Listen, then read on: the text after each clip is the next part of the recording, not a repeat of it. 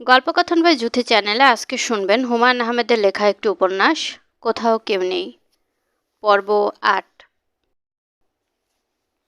বড় সাহেব কাকে যেন টেলিফোন করছিলেন। হাত ইশারা করে মোনাকে বসতে বললেন। টেলিফোন নিশ্চয়ই খুব ব্যক্তিগত। তিনি নিচু গলায় কথা বলছেন এবং মনে হচ্ছে মোনার উপস্থিতিতে কিছুটা অস্বস্তি বোধ করছেন। মোনার একবার ইচ্ছে হলো বাইরে গিয়ে দাঁড়ায়, কিন্তু বড় সাহেব হাত ইশারা করে বসতে বলেছেন। মোনা ইতস্তত করতে লাগলো। কথাবার্তা শুনতে ইচ্ছে করছে না, তবু শুনতে হচ্ছে। অফিসের এত বড় একজন মানুষ কেমন অসহায় গলায় কার যেন রাগ ভাঙাবার চেষ্টা করছে। নিশ্চয়ই তার স্ত্রী। বসুন, দাঁড়িয়ে আছেন কেন? মোনা বসলো। এই লোকটির অফিসে অনেক বদনাম আছে, কিন্তু মোনা কোনোটি বিশ্বাস করে না। তার ধারণা ছোটখাটো এই মানুষটি নিতান্তই ভালো মানুষ। শুধু ভালো না, বেশ ভালো। মিস মোনা। জি। ব্যাপার কি বলুন তো? 3 মাসের জন্য ছুটি চেয়েছেন। আমার স্যার কিছু ছুটি পাওনা আছে। সে তো সবারই আছে, আমারও হিসেব করলে 1 বছরের ছুটি পাওনা হবে। তাই বলি কি আমি 1 বছরের ছুটি নেব? বলুন। মোনা জবাব দিল না। তার ধারণা ছিল ছুটি দিতে তিনি আপত্তি করবেন না। মিস মোনা, আপনার কি শরীর খারাপ? জি না স্যার, শরীর ভালোই। তাহলে এত লম্বা ছুটি দিয়ে কি করবেন? আপনার মামার চাকরি সংক্রান্ত যে ঝামেলা ছিল তাও তো মিটে গেছে বলে আমার ধারণা। মেটেনি? জি, মিটেছে। বড় সাহেব সিগারেটের প্যাকেট নাড়াতে নাড়াতে বললেন, মেটার্নিটি লিভ ছাড়া এত লম্বা ছুটি কখনো দেয়া হয় না, বুঝতে পারছেন? তবে বিয়েটি এর কোনো ব্যাপার হলে মাসখানেক ছুটি নিন। বিয়েটি এর কোনো ব্যাপার না স্যার। ও আচ্ছা। স্যার, আমি তাহলে উঠি।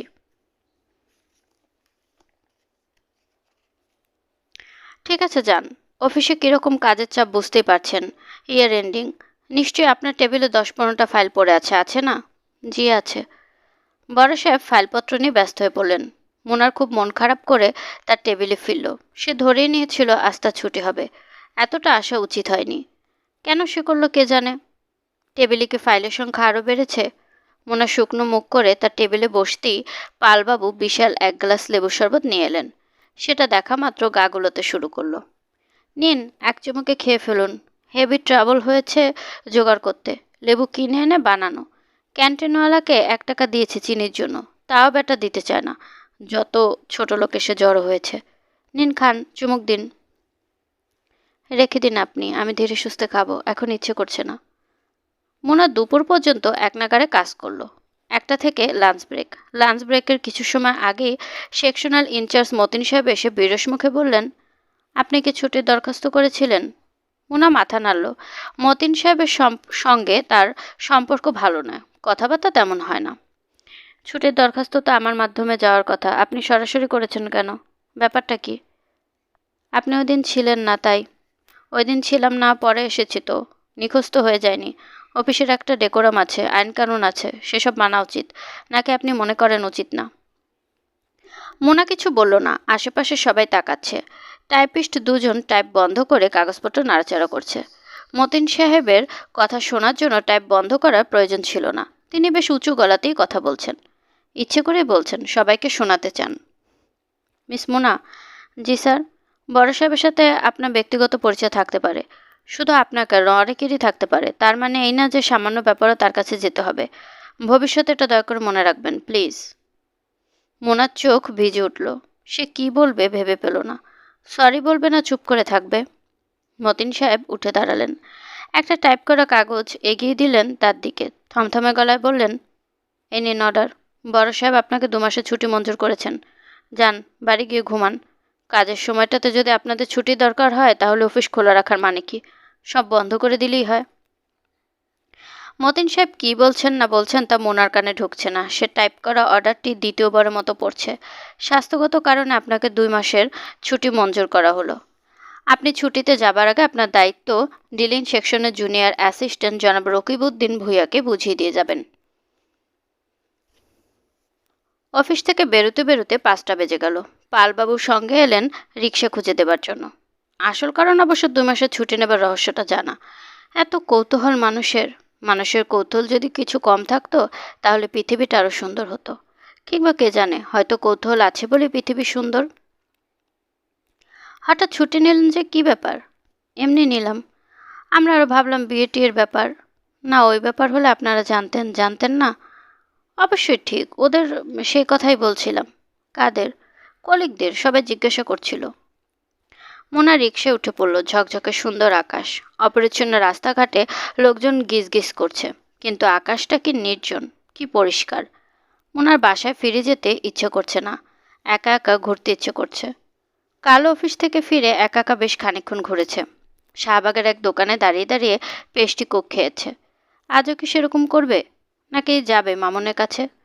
একদিন না একদিন তো যেতেই হবে। আজই কি সেই দিন হতে অসুবিধা কি? এখন অবশ্য তাকে পাওয়া যাবে না, অপেক্ষা করতে হবে সন্ধ্যা পর্যন্ত। কিংবা কে জানে, হয়তো পাওয়া যাবে। না পাওয়া গেলেও কোনো ক্ষতি নেই। মামুন অবাক হয়ে বলল, বিশ্বাস হচ্ছে না যে তুমি এসেছো। আমার ধারণা ছিল তুমি কোনোদিনে আসবে না। তোমাকে শান্ত করবার জন্য আমাকেই যেতে হবে, রাগ ভাঙাতে হবে। তোমার নেচার তো আমি জানি। আজই যাবো ভেবেছিলাম। যাওনি তো? না, যাইনি, সাহস হয়নি। তোমাকে কি বলবো, কিভাবে ক্ষমা চাইবো তাই ভাবছিলাম কদিন ধরে। মারাত্মক মেন্টাল প্রেশার গেছে এই কদিন ধরে। You can't imagine. এখন কি প্রেশারটা কমেছে? হ্যাঁ, কমেছে। যখন তুমি বলবে আমাকে ক্ষমা করে দিয়েছো, তখন পুরোপুরি কমে যাবে। 1 মিনিট বসো, আমি আসছি। কোথায় যাচ্ছ? চাটা দিতে বলি, যাবো আর আসবো, রিল্যাক্স করো। মামুন চটি ফটফট করতে করতে খুব ব্যস্তভাবে নিচে নেমে গেল। নেমে যাওয়ার ভঙ্গি কত সহজ, কত স্বাভাবিক।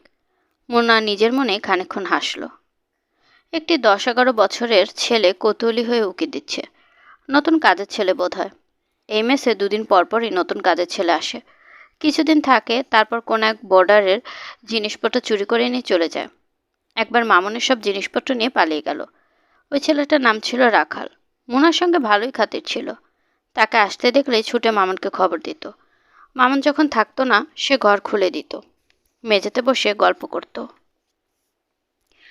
রাখাল কি কারো নাম হয়? তুই তো আর গরু চড়াস না যে তোর নাম থাকতে হবে রাখাল। আফা, কি করবো কন, বাপ মায় রাখছে। হিন্দুদের রাখাল নাম থাকে, কিন্তু তুই তো মুসলমান। নামটা বদলান দরকার, বুঝলি? সুন্দর দেখে একটা নাম রেখে দেবো তোর, ঠিক আছে? যে আচ্ছা। মোনা ভেবে রেখেছিল তারা যখন নতুন বাসা করবে তখন রাখালকে মেস থেকে নিয়ে যাবে। সেখানে স্বামী স্ত্রী দুজনেরই চাকরি করে, সেখানে একটা চটপটে কাজের ছেলে দরকার। বাজার করবে, রান্না করবে, বাড়ি পাহারা দেবে। চেহারা দেখে মানুষকে বোঝা বোধহয় খুব মুশকিল। এই রাখাল যে এই কাণ্ড করবে কে জানতো। মামুন এক গাদা খাবার দাবার এনেছে। ডাল, পুরি, পেঁয়াজু, ফ্লাক্স ভর্তি করে চা। মোনা, চা খাও, নিজে ঢেলে নাও। পেঁয়াজুগুলো খুব ঝাল, কিন্তু খেতে ভালো। মোনা চা ঢাললো। চাটা ভালো, বেশ লাগছে খেতে। মামুন তার বিছানায় পা তুলে বসেছে। মাঝে মাঝে পা নাড়াচ্ছে। পা নাচান দেখতে ভালো লাগে না। আগে অনেকবার মামুনকে সে পা নাচানোর জন্য বকা দিয়েছে। আজ কিছুই বলল না, শূন্য দৃষ্টিতে তাকিয়ে রইল। মোনা, বলো, তুমি আসায় আমি কি পরিমাণ যে খুশি হয়েছি তা তোমাকে বোঝানো মুশকিল। যা দুশ্চিন্তা করছিলাম ওদিন, এই ব্যাপারটার জন্য আমি দুঃখিত। দুঃখিত? হ্যাঁ, দুঃখিত, লজ্জিত, অনুতপ্ত, ব্যথিত, এত কিছু একসঙ্গে। মামুন লক্ষ্য করল মোনা চা খাচ্ছে ঠিকই, কিন্তু তার মুখ ভাবলেশীন, যেন তার কথা সে শুনতে পাচ্ছে না। তাকিয়ে আছে দূরে কোথাও। মোনা। মোনা তাকালো তার দিকে, জবাব দিল না। মামুন সিগারেট ধরাতে ধরাতে বলল, ওই দিনকার ঘটনাটা আমি জাস্টিফাই করতে অনেক চেষ্টা করেছি। দেখো মোনা, আমাদের বিয়ে ঠিকঠাক হয়ে আছে। আমরা দুজন মিলে একটা বাড়ি ভাড়া করেছি, ঘর সাজাবার জিনিসপত্র কিনেছি। বিয়ের আনুষ্ঠানিকতা হয়নি, কিন্তু ধরতে গেলে আমরা স্বামী স্ত্রী, ঠিক না? বলো তুমি, অ্যাম আই রাইট? মোনা অদ্ভুত ভঙ্গিতে হাসলো। মামুন তা লক্ষ্য করল না, যেন সে ক্লাসে বক্তৃতা করছে এমন ভঙ্গিতে হাত নেড়ে নেড়ে কথা বলতে লাগলো। দেখো মোনা, ওদিন আশেপাশে কেউ ছিল না, তুমি এবং আমি। হঠাৎ আমার বুদ্ধিশুদ্ধি গুলিয়ে গেল। তুমি এই ব্যাপারটা কিভাবে নেবে কিছুই ভাবলাম না। মানে, থাক, আমি শুনতে চাই না। শুনতে না চাওয়াটাই ভালো, আমিও বলতে চাই না। তার চেয়ে ভাবা যাক, এই জাতীয় কিছু কখনো আমাদের মধ্যে হয়নি, ওটা ছিল একটা দুঃস্বপ্ন। মোনা তীক্ষ্ণ চোখে তাকিয়ে আছে তার দিকে। মামুনের কেন জানি মনে হলো চোখ দুটিতে কোনো প্রাণ নেই, পশু চোখের মতো, যেখানে আবেগের ছায়া পড়ে না। মোনা, তুমি কি আমাকে ক্ষমা করেছো? ক্ষমা চাও তুমি? হ্যাঁ চাই। ক্ষমা চাবো না মানে? কি ভাবো তুমি আমাকে, পশু? না, পশু ভাবি না, মানুষই ভাবি। তাহলে বলো, তুমি আমাকে ক্ষমা করেছো? ঠিক আছে, করলাম। এখন আমি উঠবো। পাগল, এখন উঠবে মানে? রাত 8টা পর্যন্ত থাকবে, তারপর আমি তোমাকে বাসায় পৌঁছে দেবো এবং তোমাদের বাসায় রাতে খাবো। তোমার মামার সঙ্গে কথা বলে আমাদের বিয়ের ডেট ফাইনাল করব। বিয়েটা 1 সপ্তাহের ভেতর সেরে ফেলতে হবে, এমনিতেই যথেষ্ট দেরি হয়ে গেছে। মামুন অবাক হয়ে দেখল মোনা উঠে দাঁড়াচ্ছে। সে কি সত্যি চলে যাবে? মামুন হাত ধরে তাকে টেনে বসাতে গেল। মোনা কঠিন স্বরে বলল, হাত ছাড়ো। মামুন হাত ছেড়ে দিল। মোনা নিচু গলায় প্রায় অস্পষ্ট স্বরে বলল, আমি এখানে এসেছিলাম একটা কথা বলবার জন্য। কথাটা হচ্ছে আমি তোমাকে বিয়ে করব না। কি বলছো পাগলের মতো? যা বলছি ভেবেচিন্তেই বলছি। আমি 1 সপ্তাহ ধরেই ভাবছি, আজ তোমাকে বললাম। সামান্য একটা অ্যাক্সিডেন্টকে তুমি এত বড় করে দেখছো কেন? ভিক্টোরিয়ান যুগের কোনো মহিলা তো তুমি না, একালের মেয়ে, এ যুগের মেয়ে। আমি কোনো যুগের মহিলা সেটা আমি জানি না। যে কথাটা বলতে এসেছিলাম বলে গেলাম। শোনো মোনা, শোনো, আমার কথা শোনো। ছেলে মানুষের একটা সীমা থাকা দরকার। আমার কথাটা শোনো, শান্ত হয়ে বসো। মোনা কঠিন স্বরে বলল, আমার হাত ছাড়ো, নয়তো আমি চেঁচিয়ে বাড়ি মাথায় করব। মামুন হাত ছেড়ে দিল। মোনা ঘর থেকে নিঃশব্দে বের হয়ে এলো। একবারও পিছনে ফিরে তাকালো না। সন্ধ্যা হয় হয় করছে। সন্ধ্যার আগে আগে সবকিছু কেমন অন্যরকম লাগে। পরিচিত ঘরবাড়ি, এমনকি পরিচিত মানুষকেও অপরিচিত মনে হয়। মোনা রিক্সা করে বাড়ি ফিরছে। তার বারবার মনে হচ্ছে নিতান্তই অচেনা একটি শহরে, অচেনা একটা রাস্তায় তার রিক্সা যাচ্ছে। এই বোধহয় ভালো। চেনা মানুষের চেয়ে অচেনা মানুষ ভালো। মোনা বাড়ি ফিরল সন্ধ্যা পার করে। রিক্সা থেকে নেমেই দেখলো বাকি ঠিক আগের জায়গাতেই দাঁড়িয়ে আছে। অন্ধকারে বাকেরকে লাগছে ভূতের মতো। সে মোনাকে দেখি লম্বা পা ফেলে এগিয়ে এলো। ভারী গলায় বলল, সন্ধ্যার পর মেয়েদের এমন একা একা ঘোরাফেরা করা ঠিক না। রোজ চেষ্টা করবে সন্ধ্যার আগে ফিরতে। আপনি কি সারাদিন এই জায়গাতেই দাঁড়িয়েছিলেন? আরে না, কি যে বলো, আমার কাজ আছে না। বাকের সঙ্গে সঙ্গে আসতে লাগলো। মোনা বিরক্ত গলায় বলল, আপনি আমার পেছনে পেছনে আসছেন কেন? বাকে থমকে দাঁড়ালো। অবাক হয়ে বলল, তোমার কি হয়েছে? কিছুই হয়নি, হবে আবার কি? কাঁদছো কেন? কি আশ্চর্য, আমি কাঁদছি কেন সেই কৈফিয়ত আপনাকে দিতে হবে? না তা না, তোমাকে কাঁদতে দেখে মনটা খারাপ হয়ে গেল। কেউ কিছু বলেছে? কেউ কিছু বলেনি। আর বললো আপনার কিছু যায় আসে না। প্লিজ আমাকে বিরক্ত করবেন না। না না, বিরক্ত করবো কেন? যাও, বাসা যাও। মোনা ক্লান্ত পায়ে এগিয়ে গেল। বাকের তাকিয়ে রইল। মোনাকে সে ছোটবেলা থেকে দেখে আসছে। তাকে সে কখনো কাঁদতে দেখেনি। কত রকম দুঃখ থাকে মানুষের। মানুষের জন্মানোটাই একটা বাজে ব্যাপার। বাকের এগিয়ে গেল। 7টার ওপর বাজে। বয়েজ ক্লাবে নাটকের রিহার্সাল শুরু হবে। ছেলে ছোকরাদের কারবার। বয়স্ক কারো থাকা দরকার। নাটকের জন্য টাকা তুলে দিতে হবে। 4-5 হাজার টাকার কমে নাটক নামানো যায় না। এরা হুট করে একটা ডিসিশন নেয়। ঝামেলা সামলাতে হয় তাকে।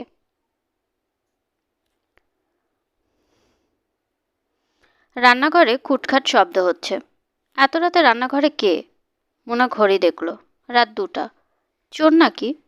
বাসনকোসন নাড়াচাড়া হচ্ছে। চোররা এত শব্দ করে কিছু করবে না। তাছাড়া সে জেগে আছে। টেবিল ল্যাম্প জ্বলছে। চোর আসার কথা নয়। একবার দেখে এলে হয়। কিন্তু কেমন যেন ভয় ভয় লাগছে। আগে কখনো এরকম হতো না। কিন্তু এখন কোত্থেকে একটা ভয় ঢুকে গেছে মনে। সন্ধ্যার পরপর একা একা রিক্সা চড়তে ভয় হয়। দুপুর রাতে ঘুম ভাঙলে ভয় করে। মোনা নিচু স্বরে ডাকলো, বকুল, বকুল। বকুল নড়ল না। তার ঘুম পাথরের মতো। টেনে বিছানা থেকে নামালেও ঘুম ভাঙবে না। বিয়ে হলে এই মেয়ের খুব ঝামেলা হবে। স্বামী বেচারা খুব বিরক্ত হবে। পৃথিবীর সব স্বামীরাই বোধহয় চায় রাতে গায়ে হাত দেওয়া মাত্র স্ত্রী জেগে উঠে আদরে গলায় বলবে, কি চাও? মনে হয় সব বাজে বাজে কথা ভাবছে কেন? তার নিজের উপরই রাগ লাগলো। সে বকুলের শাড়ি ঠিক করে দিল। এত বড় মেয়ে, কিন্তু কি বিশ্রী ঘুমাবার ভঙ্গি। বকুল, বকুল। বকুল পাশ ফিরল, কিন্তু কোনো শব্দ করল না। তার মুখ হাসি হাসি। সুন্দর কোনো স্বপ্ন দেখছে বোধহয়। ওর বয়সে সে শুধু ভয়ের স্বপ্ন দেখত। একটা স্বপ্ন ছিল সাপের। স্বপ্নটা এত স্পষ্ট যে সবসময় মনে হতো সত্যি। সে পুকুরে গোসল করতে গিয়েছে। পানিতে পা ছোঁয়াবার সঙ্গে সঙ্গে পানিতে ভাসতে ভাসতে একটা সাপ আসতে থাকে তার দিকে। সে দৌড়াতে শুরু করে। সাপটা তার পিছু ছাড়ে না। সে পাগলের মতো কত অলিতে গলিতে ঢোকে, কিন্তু সাপটা থাকি। পেছনে ফেলেই সে দেখে লাল পুঁতির মতো দুটি চোখ, চেরা জিভ। কি কুৎসিত স্বপ্ন। এমনিতেই কত ভয়াবহ সমস্যা মানুষের থাকে, ঘুমের মধ্যেও সেসব সমস্যা উঠে আসতে হবে? স্বপ্নটা কেন সবসময় আনন্দের হয় না? বকুল, বকুল, কি? উঠতে একটু রান্নাঘর দেখে আসি, কে যেন খুটখাট করছে। বকুল উঠে বসলো, বিছানা থেকে নামলো। তার ঘুম কাটেনি। উঠে দাঁড়াতে গিয়ে সে হেলে পড়ে যাচ্ছে, চোখ আধ বোঝা। এখন মোনার মায়া লাগছে, ঘুম না ভাঙালেই হতো। স্বপ্ন দেখছিলে নাকি? এই বকুল। না, কটা বাজে আপা? 2টা 5। তারা দরজা খুলে বারান্দায় এসে দাঁড়ালো। বারান্দাটা বেশ ঠান্ডা। কার্তিক মাসের মাঝামাঝি ঠান্ডা হবারই কথা, কিন্তু ঘরের ভেতর গুমোট গরম। এখনো ফ্যান ছেড়ে ঘুমোতে হয়। যখন পুরোপুরি শীত পড়বে তখন এই ঘরটি হয়ে যাবে হিমশীতল। কি যে অদ্ভুত বাড়ি।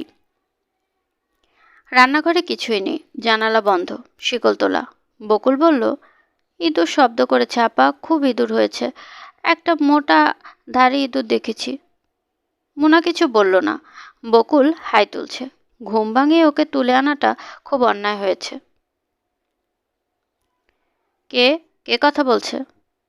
শওকত সাহেবের মোটা গলা শোনা গেল। মোনা বলল, মামা আমি। শওকত সাহেব আর কিছু বললেন না। মোনা ভেবেছিল মামা জিজ্ঞেস করবেন, এত রাতে কি করছিস, তারপর দরজা খুলে বেরিয়ে আসবেন, কিন্তু তিনি তা করছেন না।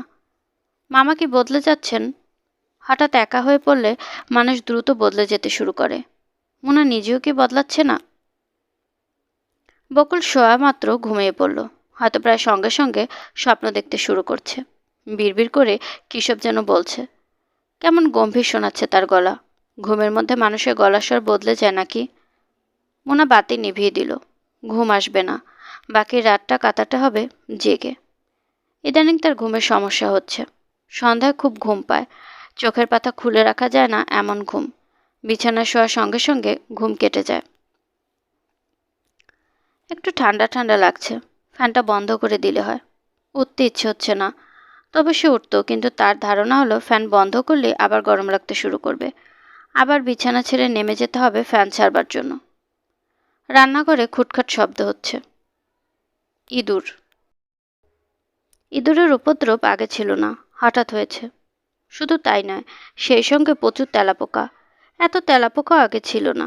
ওইদিন বাবু বলছিল মা মারা যাবার পর বাড়িটা অন্যরকম হয়ে গেছে।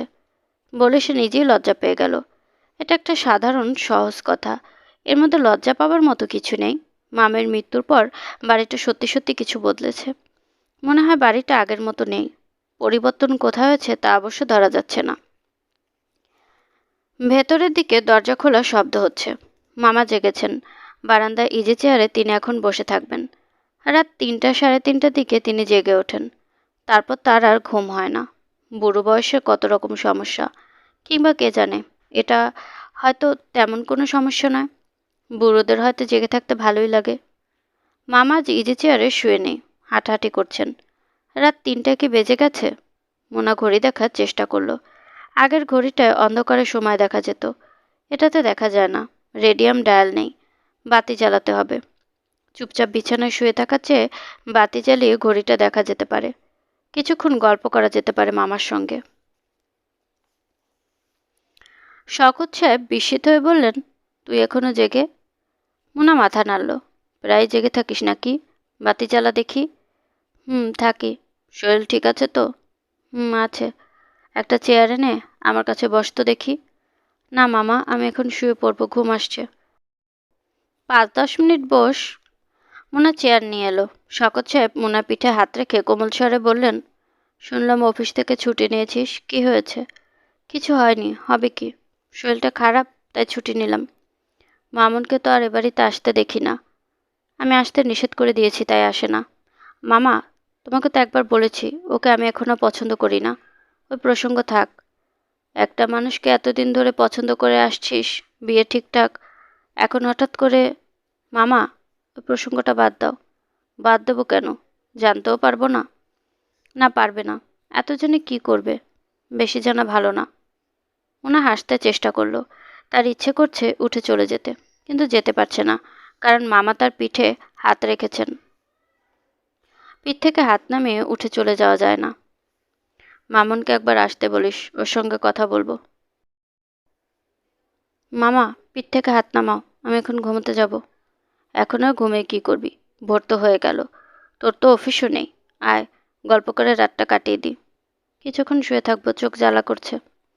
শওকত সাহেব ভাত নামিয়ে নিলেন। তার নিজেরও কেমন ঝিমুনি এসে যাচ্ছে। বয়স হয়ে যাচ্ছে। একটা বয়সের পর সবাই খুব ঝিমোতে পছন্দ করে। ঝিমনের মতো বয়স কি তার হয়েছে? রিটায়ারমেন্টের এখনো 3 বছর বাকি।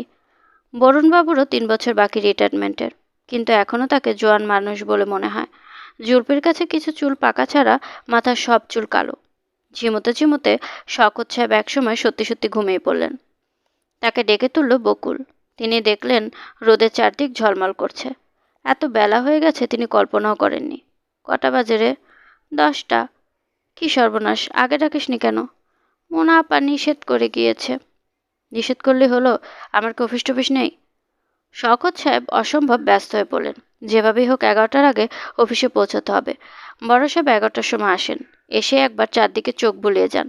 কে কে এখন আসেনি সেটা মনে মনে নোট করেন। বকুল, জি। মোনাকে ডেকে আন। আপা তো বের হয়ে গেছে। কোথায় গেছে? অফিস থেকে তো ছুটি নিয়েছে শুনলাম। কোথায় গেছে জানি না বাবা, কিছু জিজ্ঞেস করিনি। জিজ্ঞেস করিসনি কেন? কাল জিজ্ঞেস করেছিলাম, তাতে খুব রেগে গেল। রাগলে রাখবে, রোজ জিজ্ঞেস করবি। ওর ব্যাপারটা কি? জানি না বাবা। জানি না বললে তো হবে না, জানতে হবে। মোনা কাঁধে কালো ব্যাগ ঝুলিয়ে হাঁটছে। কদিন ধরে সে এরকম করছে, উদ্দেশ্যবিহীন হাঁটা। কোন একটি দোকানের সামনে কিছুক্ষণ দাঁড়ান, তারপর আবার হাঁটা। আকাশে গনগনে সূর্য। ঘামে মোনার মুখ চটচট করছে, কিন্তু ভালো লাগছে হাঁটতে। মনে হচ্ছে কোথাও কোনো বন্ধন নেই, অফিসের তাড়া নেই, ঘরে ফেরার আকর্ষণ নেই, শুধুই হেঁটে বেড়ান। মোনা 11টার সময় একটা রিক্সা নিয়ে নিল, যাবে যাত্রাবাড়ি। যাত্রাবাড়িতে তার এক চাচা থাকেন, মনিব চাচা। তার সঙ্গে কোনো রকম যোগাযোগ নেই। হঠাৎ করেই তার কথা মনে পড়ল। মোনার দুঃসময়ে তিনি কোনো রকম দায়িত্ব নেননি। মুখ শুকনো করে বলেছিলেন, নিজের ছেলে মেয়ে মানুষ করতে পারি না, আর অন্যের মেয়ে মানুষ করব কিভাবে? অসম্ভব। মেয়ের মামা আছে, তারা দেখুক। আমি গরিব মানুষ, নিজের চলে না। মবিন সাহেব বাড়িতেই ছিলেন। তিনি মোনাকে দেখে খুবই অবাক হলেন। ভারী গলায় বললেন, কি রে, তুই কি মনে করে? ভালো আছিস? ভালোই আছি, আপনি কেমন আছেন? আমার আর থাকা, ব্লাড প্রেশার, নড়তে চড়তে পারি না। আপনি একা নাকি আর কেউ নেই? আছে, সবাই আছে ভেতরে। যা, ভেতরে যা। সবাই যথেষ্ট খাতির যত্ন করল। চাচি মোনাকে আড়ালে ডেকে নিয়ে ফুপিয়ে ফুপিয়ে অনেক দুঃখের কথা বললেন। বড় ছেলের বিয়ে দিয়েছেন, বউটা মিসকা শয়তান। এর কথা তাকে লাগাচ্ছে, তার কথা ওকে লাগাচ্ছে। বড় মেয়ের এখনো বিয়ে হয়নি, কিন্তু ছোটটা বিয়ে করে ফেলেছে। তার একটা বাচ্চাও আছে। জামাইয়ের কোনো চাকরি বাকরি নেই, শ্বশুরবাড়িতে থাকে, মুরব্বীদের সামনে সিগারেট খায়। হায়া শরম কিছুই নেই, আদব কায়দা তো নাই। মোনা অবাক হয়ে লক্ষ্য করল, কেউ তার কথা বিশেষ জানতে চাচ্ছে না। সবাই নিজেদের সমস্যা বলতে ব্যস্ত। অন্যের ব্যাপারে কোনো মাথা ব্যথা নেই। মোনা থাকতে থাকতেই ছোট মেয়ে তার স্বামীর সঙ্গে একটা কুৎসিত ঝগড়া শুরু করে ফেলল। তুই তোকারি, গালিগালাজ, বিশ্রীকাণ্ড। বাইরের একজন মানুষ আছে, এ নিয়ে কেউ চিন্তিত নয়। অন্যদের ভাবভঙ্গি দেখে মনে হচ্ছে এটা নিত্যনৈমিত্তিক ব্যাপার, কিছুক্ষণের মধ্যেই থেমে যাবে। বাড়ির মানুষজনের মধ্যে নতুন বউটিকেই বরং ভালো লাগলো। তাকে মোটেই মিসকা শয়তান বলে মনে হলো না। কথাবার্তা চমৎকার, বেশ বুদ্ধিশুদ্ধি আছে। মোনাকে তার ঘরে নিয়ে চা বানিয়ে খাওয়ালো। এই ছোট্ট একটুখানি ঘরেই চায়ের সরঞ্জাম এবং কেরোসিন কুকার।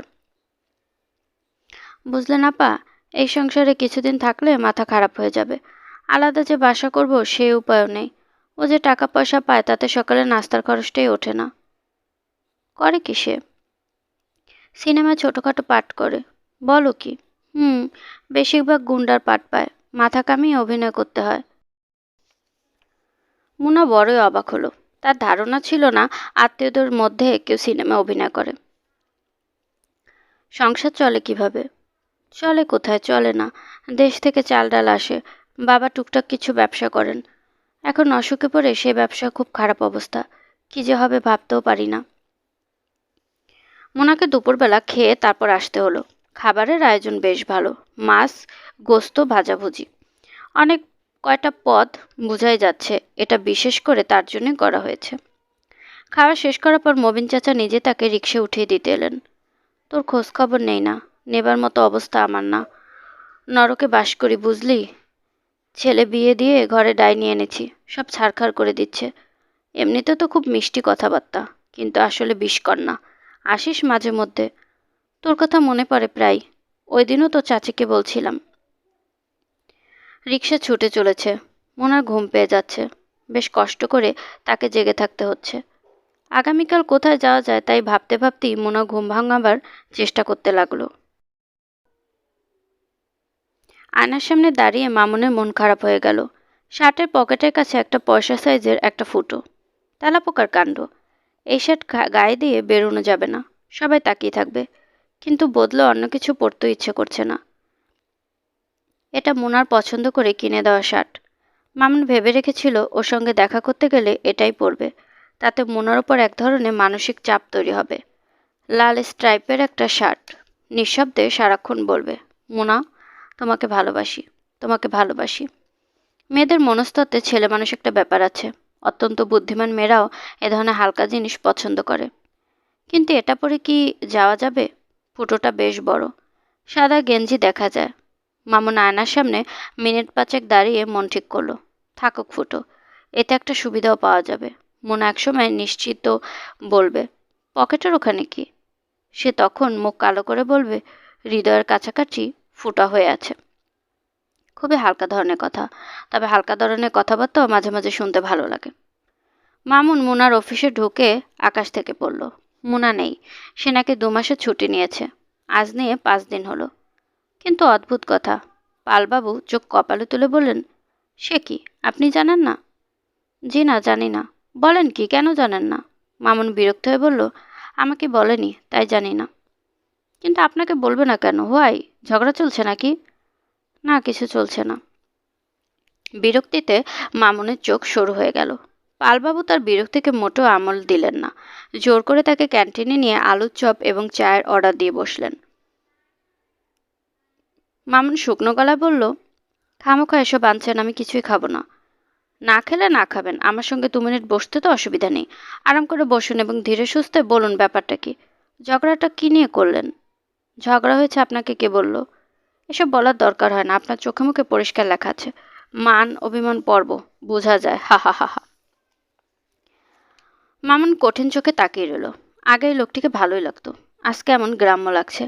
কথার ফাঁকে ফাঁকে থুতুর কণা ছিটকে আসছে। কিছু কিছু নিশ্চয়ই পড়ছে চায়ের কাপে এবং আলুর চপে। কুৎসিত দৃশ্য, সহ্য করা মুশকিল। মামুন সাহেব, বলুন। রাগ ভাঙাবার বুদ্ধি আপনাকে শিখিয়ে দিচ্ছি, সোজা বুদ্ধি। জটিল সমস্যাগুলো সলভ করতে হয় সহজ বুদ্ধি দিয়ে। কঠিন বুদ্ধি খরচ করলে সমস্যাটা আরও জট পাকিয়ে যাবে। চা খাচ্ছেন না তো? ঠান্ডা হচ্ছে। হোক ঠান্ডা, দুপুরে আমি চা খাই না। তাহলে ঠান্ডা কিছু খান, লাচ্ছি আছে। এই, এনাকে ভালো করে লাচ্ছি দাও। আপনি শুধু শুধু ব্যস্ত হচ্ছেন, আমি কিছুই খাবো না। আরে ভাই খান। খেতে খেতে আমার বুদ্ধিটা শুনুন।